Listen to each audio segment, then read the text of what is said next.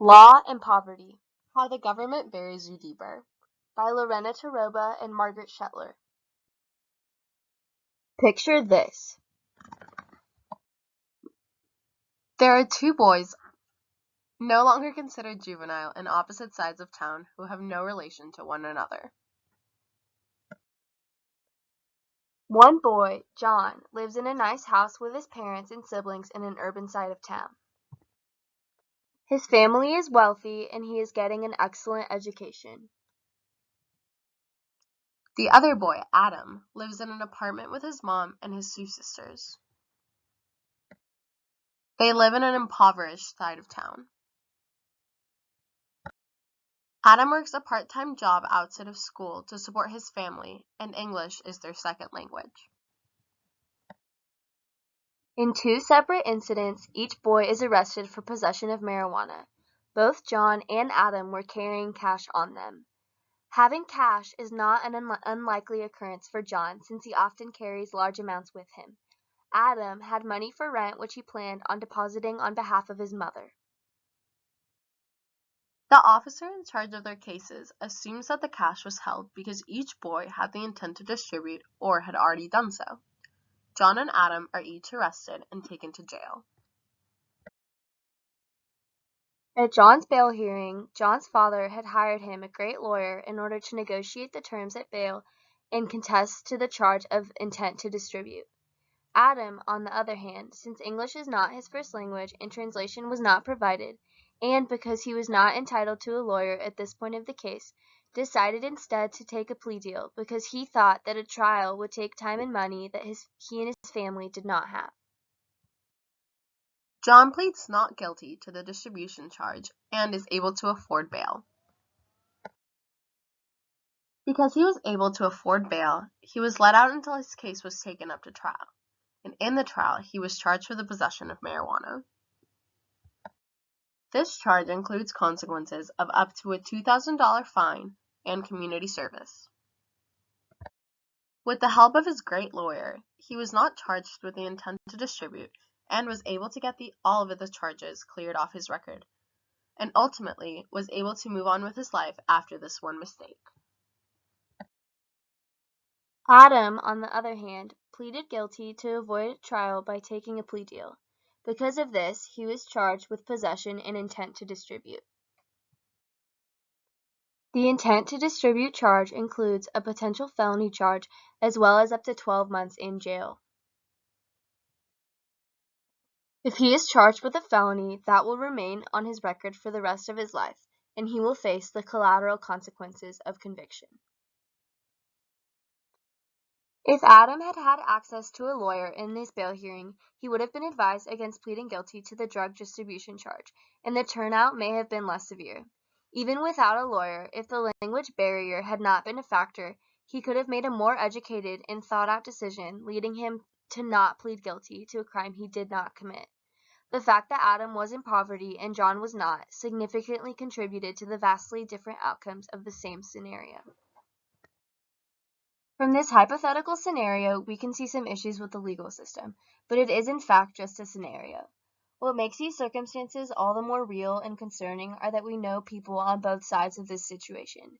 We know an individual in a similar situation as John, who was wealthy, able to get a top-notch lawyer, and got the charges cleared off of his record.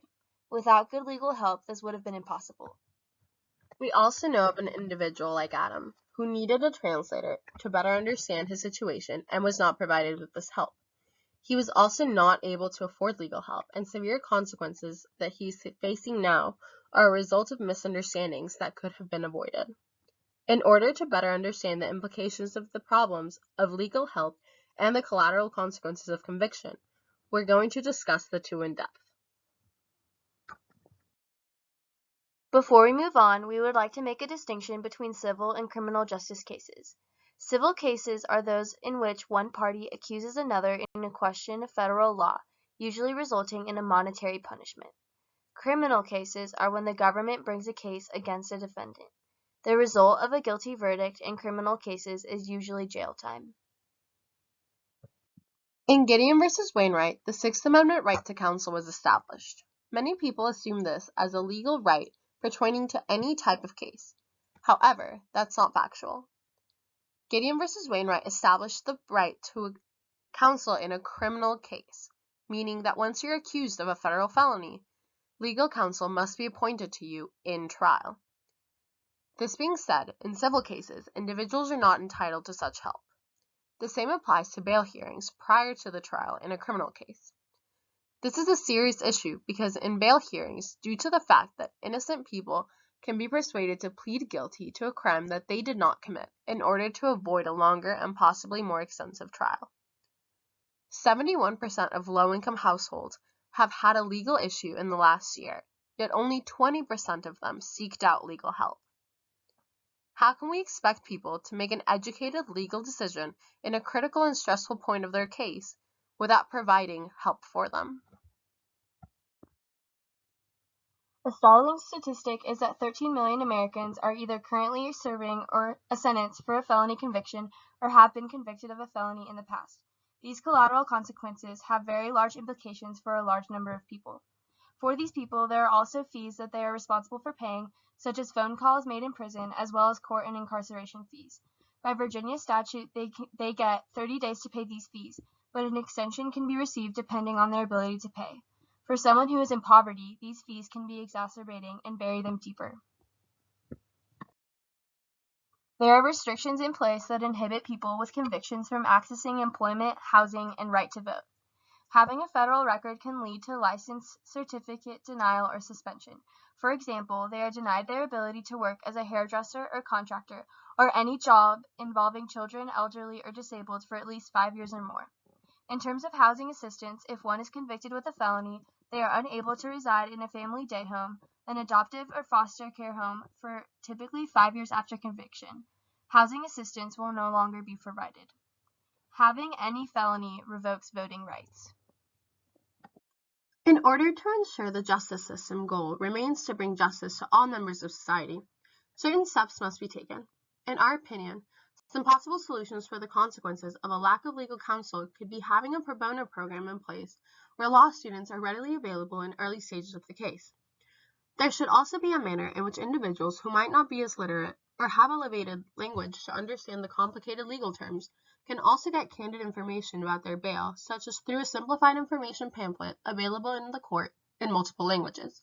Most of all, there should be truth in sentencing. Defendants should be required to acknowledge the potential consequences of pleading guilty before they do so. There are steps that should be taken in order to lessen the consequences after time has been served. There should be more visibility by having the person convicted know all the possible collateral consequences by having a resource that lists and simplifies them. Proportionality. The extent of punishment should vary according to the severity of the crime. As of now, both a minor drug charge and a murder charge lead to the same repercussions in regards to voting. Programs with the focus of reducing rearrest and improving integration are effective in trying to address social exclusion and improving transition into the community. Perhaps a similar approach can be taken to focus on preparing people for release and reintegration into society. But there needs to be some sort of justice reform in the restrictions and disadvantages that these people have after now being reintegrated into the community.